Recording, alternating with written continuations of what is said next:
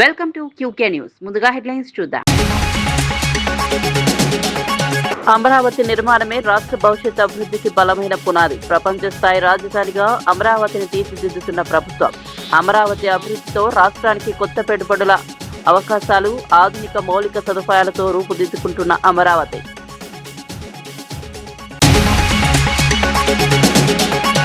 తెలంగాణ నీటి హక్కుల విషయంలో రాజీ ఉండదన్న హరీష్ రావు.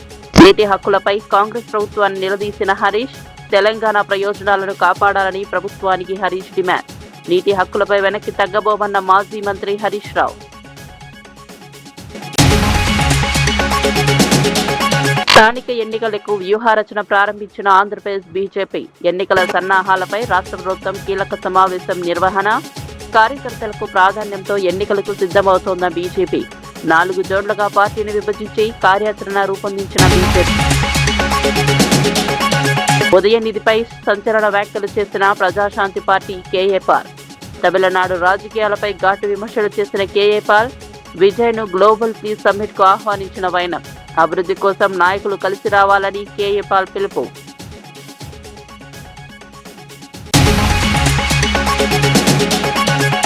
గురు రవిదాస్ జయంతితో సమరసత అభియాన్ ప్రారంభించిన బీజేపీ. రాష్ట్ర వ్యాప్తంగా 7 నెలల పాటు సమరసత కార్యక్రమాలు, గురు రవిదాస్ ఆశయాలను ప్రజల్లోకి తీసుకెళ్లనున్న బీజేపీ. సామాజిక సమానత్వమే అభియాన్ ప్రధాన లక్ష్యమని వెల్లడి. ఆంధ్రప్రదేశ్లో జరగనున్న స్థానిక సంస్థల ఎన్నికలకు బీజేపీ విస్తృత స్థాయిలో సన్నాహాలు ప్రారంభించింది. విజయవాడలో రాష్ట్ర అధ్యక్షుడు పివిఎన్ మాధవ్ అధ్యక్షతన జరిగిన కీలక సమావేశంలో ఎన్నికల వ్యూహంపై చర్చించారు. పార్టీ కోసం కష్టపడి పనిచేసిన కార్యకర్తలకు ప్రాధాన్యం ఇవ్వాలని నిర్ణయించారు. ఎన్నికల నిర్వహణను సమర్థవంతంగా చేపట్టేందుకు రాష్ట్రాన్ని 4 జోన్లుగా విభజించి ప్రత్యేక కమిటీలను ఏర్పాటు చేయాలని నిర్ణయించారు.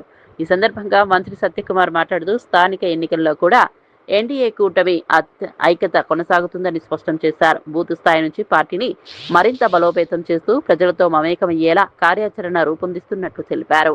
గ్రామ, మండల, జిల్లా స్థాయిలో సమన్వయంతో పనిచేసి విజయాన్ని సాధించాలని పార్టీ నాయకత్వం కార్యకర్తలకు పిలుపునిచ్చింది.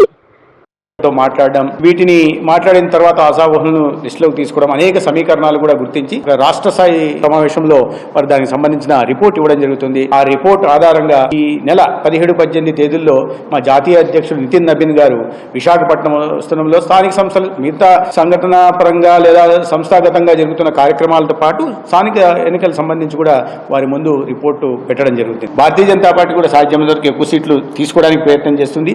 ఏ రాజకీయ పార్టీ అయినా కూడా వాళ్ళ అస్తిత్వాన్ని నిలబెట్టుకోవాలా, వాళ్ళ కార్యకర్తలను సంతృప్తిపరచాలా. మా పార్టీలో కూడా కొన్ని దశాబ్దాలుగా పార్టీ కోసం నిరంతరం పనిచేస్తున్న కార్యకర్తలు ఉన్నారు, ఎన్నో త్యాగాలు చేసిన కార్యకర్తలు ఉన్నారు.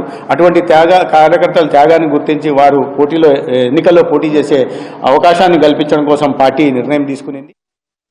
ఆంధ్రప్రదేశ్ రాజధాని అమరావతి నిర్మాణం రాష్ట్ర భవిష్యత్తు అభివృద్ధికి ప్రతీకగా నిలుస్తోందని ప్రభుత్వం పేర్కొంది.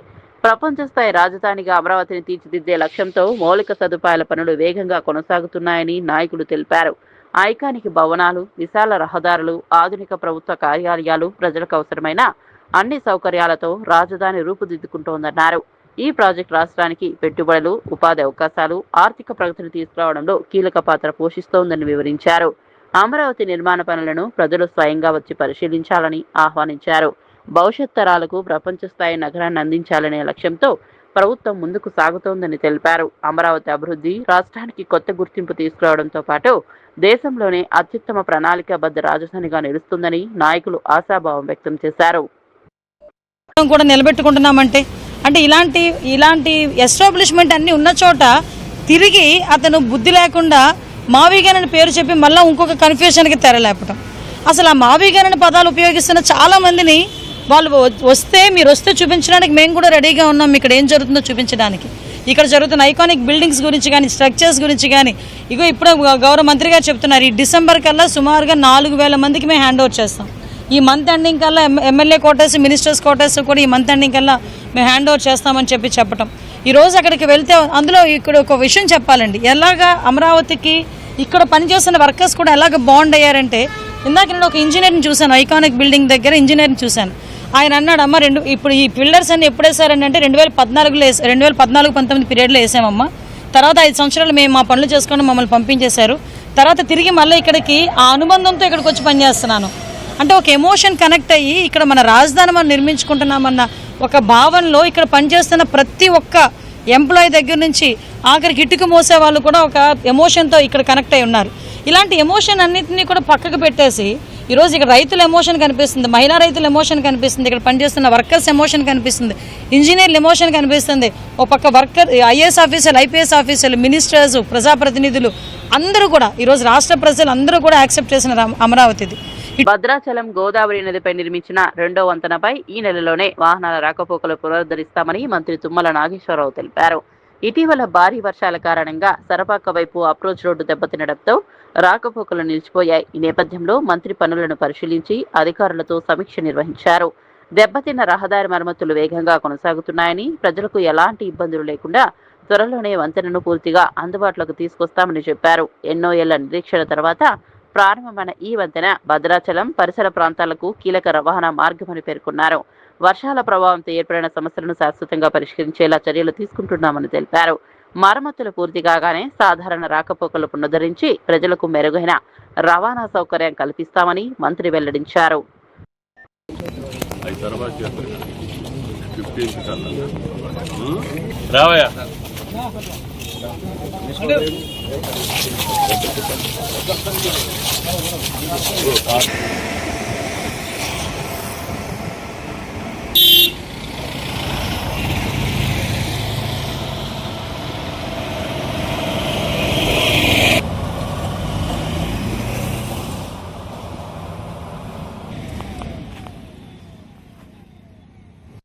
గోదావరి నది మీద మనకున్నటువంటి ఏకైక బ్రిడ్జి ద్వారా గత పుష్కరాల్లో కానీ అంతకుముందు పుష్కరాల్లో కానీ లక్షలాది మంది ప్రజానీకం రావటం మూలాన దీనికి రెండో బ్రిడ్జి కావాలని చెప్పి ఆ రోజే మనం అనుకొని ఈ యొక్క అమరావతి జగదల్పూర్ జాతీయ రహదారిని భద్రాచలం మీదుగా వెళ్ళేటట్టుగా ప్రయత్నం చేసి రెండో బ్రిడ్జిని కూడా శాంక్షన్ చేసుకున్నాం.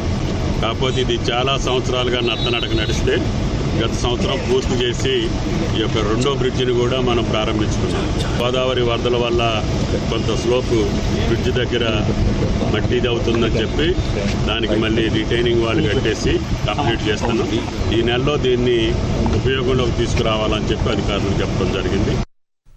శిరోమణి గురు రవిదాస్ 650వ జయంతి ఉత్సవాల సందర్భంగా తెలంగాణ బీజేపీ రాష్ట్ర వ్యాప్తంగా 7 నెలల పాటు సమరసత సంకల్ప అభియాన్ నిర్వహిస్తున్నట్టు ప్రకటించింది.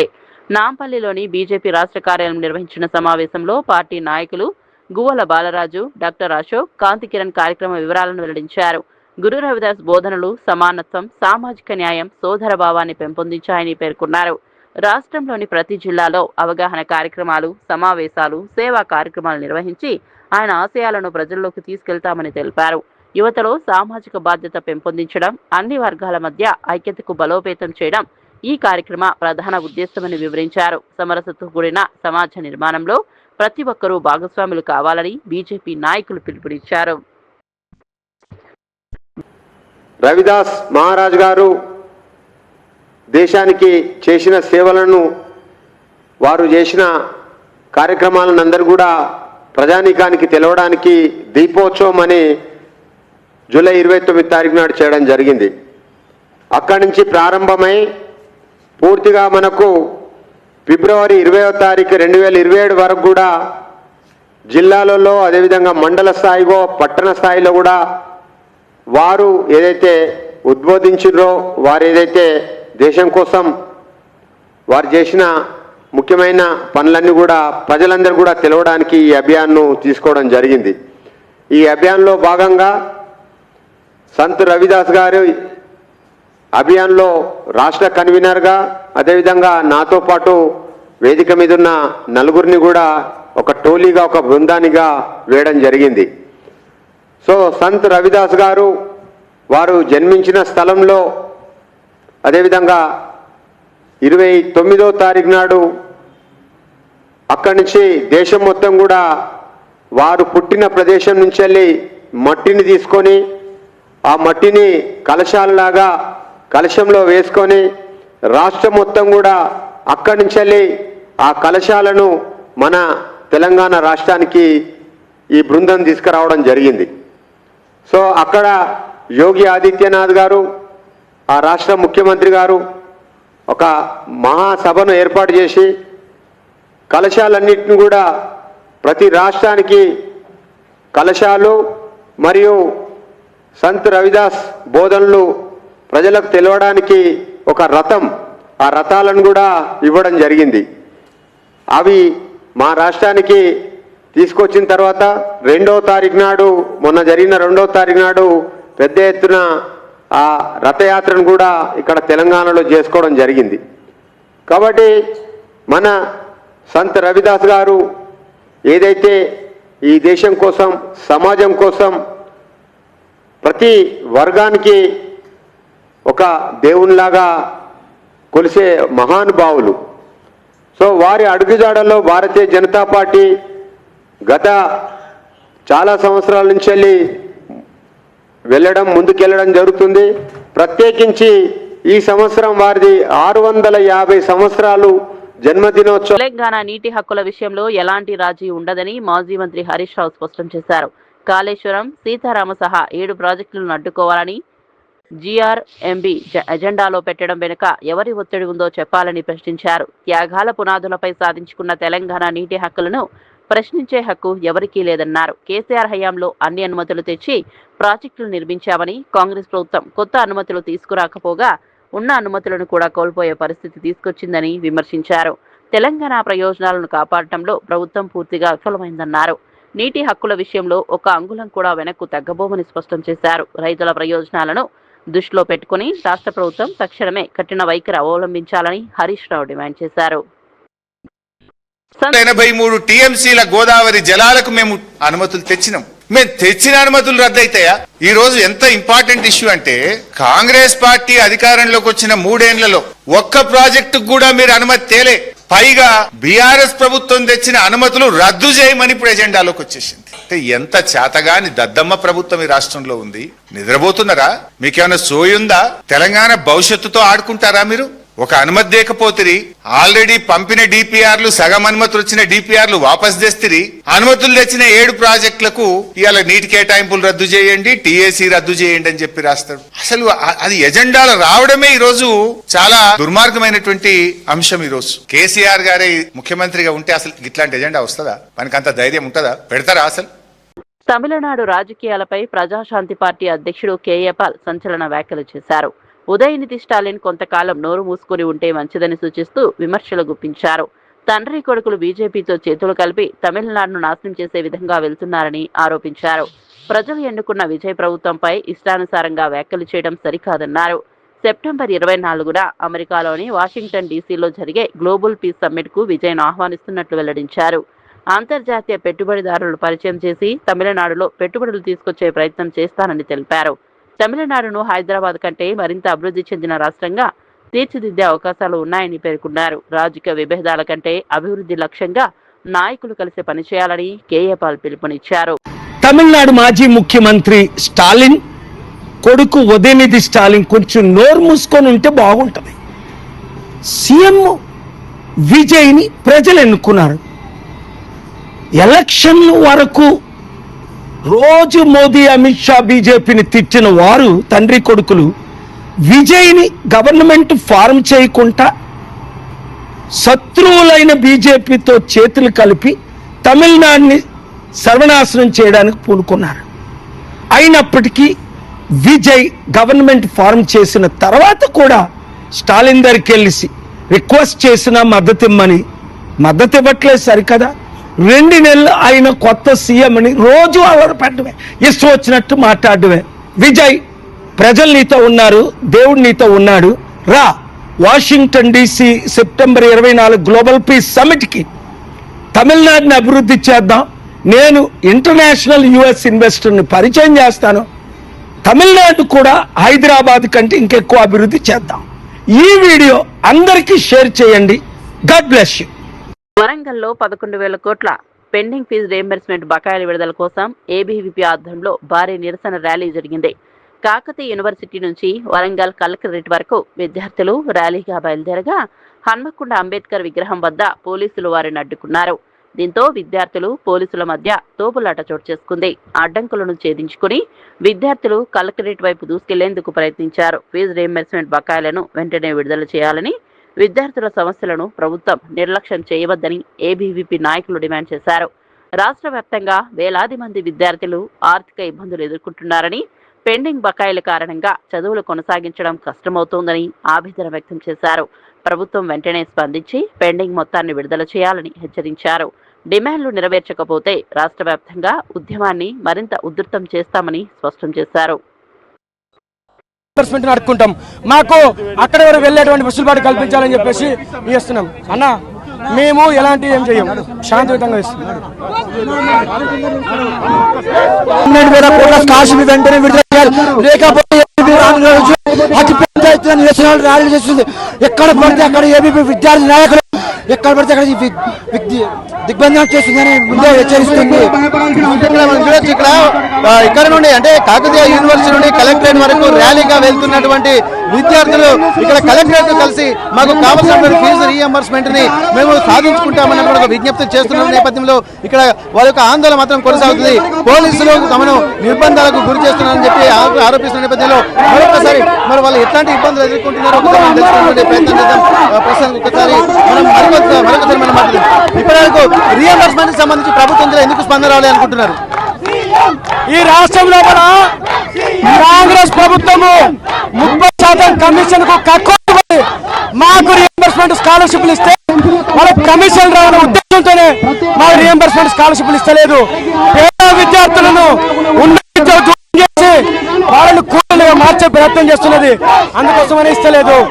కాబట్టి పోలీసుల చేత మమ్మల్ని మా గొంతు ప్రయత్నం చేస్తున్నారు. కాబట్టి ఖచ్చితంగా కలెక్టర్ దగ్గర పోయి తీరుతామని చెప్పేసి ఈ సందర్భంగా తెలియజేస్తున్నాం.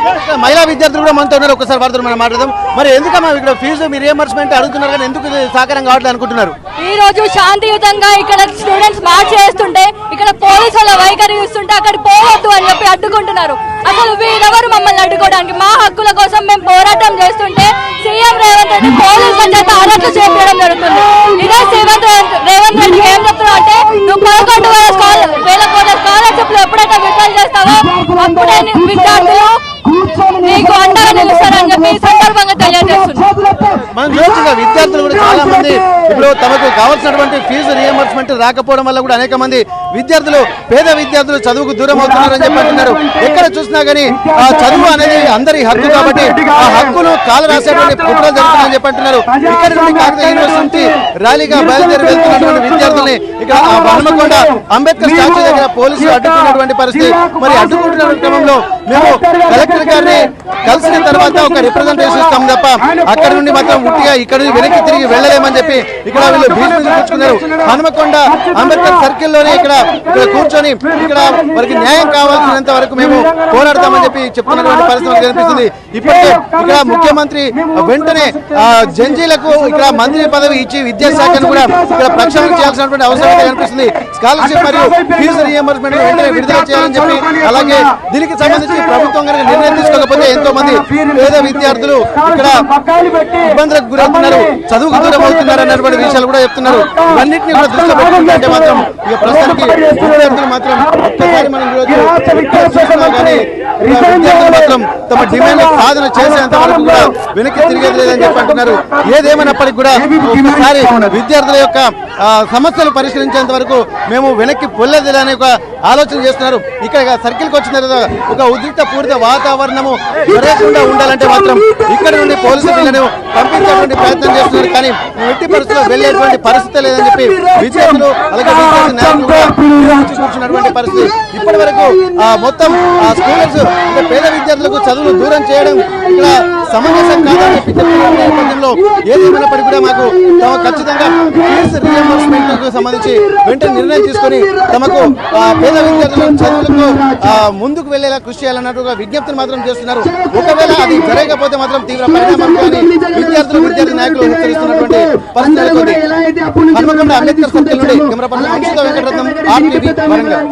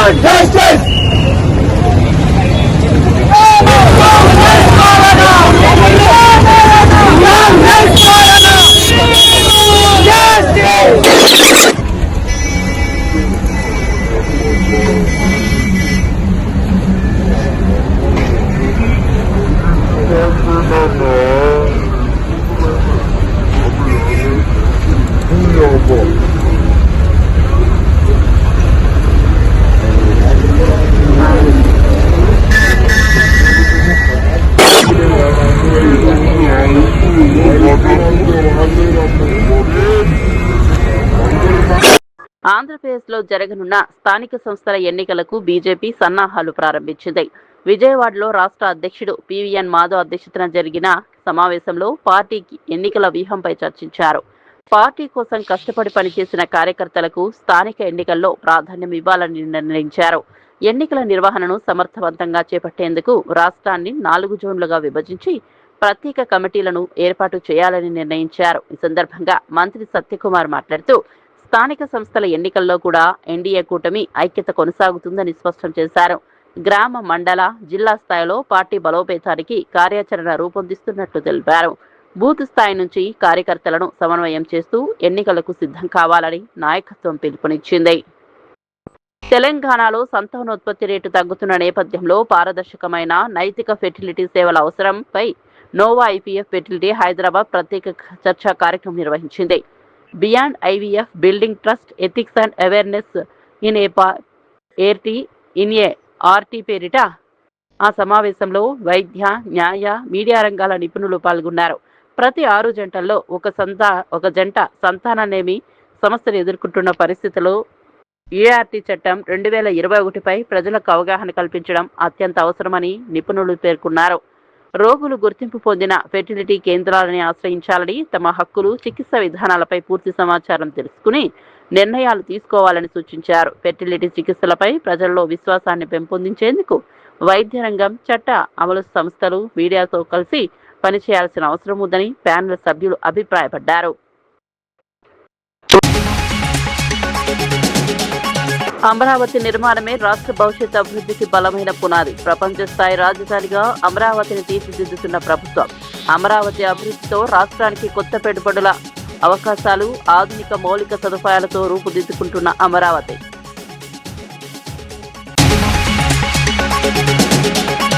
తెలంగాణ నీటి హక్కుల విషయంలో రాజీ ఉండదన్న హరీష్ రావు. నీటి హక్కులపై కాంగ్రెస్ ప్రభుత్వాన్ని నిలదీసిన హరీష్, తెలంగాణ ప్రయోజనాలను కాపాడాలని ప్రభుత్వానికి హరీష్ డిమాండ్. నీటి హక్కులపై వెనక్కి తగ్గబోమన్న మాజీ మంత్రి హరీష్ రావు. స్థానిక ఎన్నికలకు వ్యూహరచన ప్రారంభించిన ఆంధ్రప్రదేశ్ బీజేపీ ఎన్నికల సన్నాహాలపై రాష్ట్ర ప్రభుత్వం కీలక సమావేశం నిర్వహణ. కార్యకర్తలకు ప్రాధాన్యంతో ఎన్నికలకు సిద్ధమవుతోన్న బీజేపీ 4 జోన్లుగా పార్టీని విభజించి కార్యాచరణ రూపొందించిన బీజేపీ ఉదయనిధిపై సంచలన వ్యాఖ్యలు చేసిన ప్రజాశాంతి పార్టీ కేఏపాల్, తమిళనాడు రాజకీయాలపై ఘాటు విమర్శలు చేసిన కేఏపాల్, విజయ్ను గ్లోబల్ పీస్ సమ్మిట్ కు ఆహ్వానించిన వైనం. అభివృద్ధి కోసం నాయకులు కలిసి రావాలని కేఏపాల్ పిలుపు.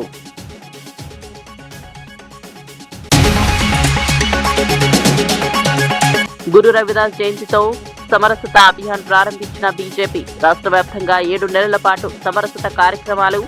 గురు రవిదాస్ ఆశయాలను ప్రజల్లోకి తీసుకెళ్లనున్న బీజేపీ సామాజిక సమానత్వమే అభియాన్ ప్రధాన లక్ష్యమని వెల్లడి.